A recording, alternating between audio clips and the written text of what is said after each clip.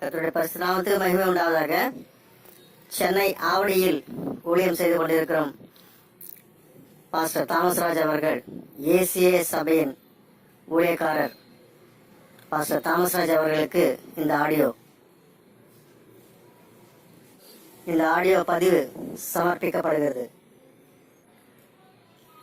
ஐயா பாஸ்டர் அவர்களே, உங்களுடைய சபையில் நான் 40 வருடமாக விசுவாசியாக இருந்துள்ளேன்.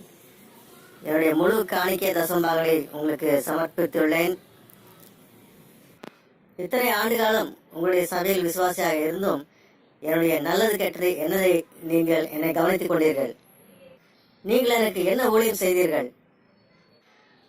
1 தீமோத்தேயு 5:18 கூறுகிறது, போரடிக்கிற மாட்டை வாய் கட்டாயாக என்றும் வேலையான் தன் கூலிக்கு பாத்திரவான இருக்கிறான் என்றும் வேத வாக்கியம் சொல்கிறதே.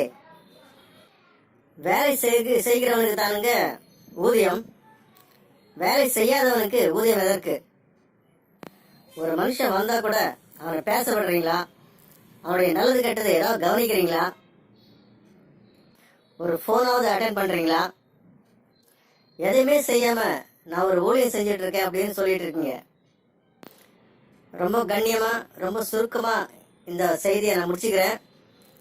நீங்க நல்லா ஆழமா சிந்திச்சு பார்க்கணும். ஊழியம் செய்யாத உமக்கு ஊதியம் எதற்கு? நான் பல விதத்தில் உங்களை தொடர்பு கொள்ள முயற்சி செய்தேன். ஆனால் பல வருடமாக என்னை தடுத்து விட்டீர்கள். அதனால்தான் இப்போது இந்த நிலைமைக்கு நீங்கள் தான் காரணம். இன்று வரை நான் கேட்ட கேள்விக்கு ஒன்றுக்கும் நீங்கள் பதில் சொல்லவில்லை. அதனால் இனிமேல் இந்த கேள்விக்காவது நீங்கள் பதில் சொல்லியே ஆக வேண்டும். கர்த்தருக்கே மகிமை உண்டாவதாக.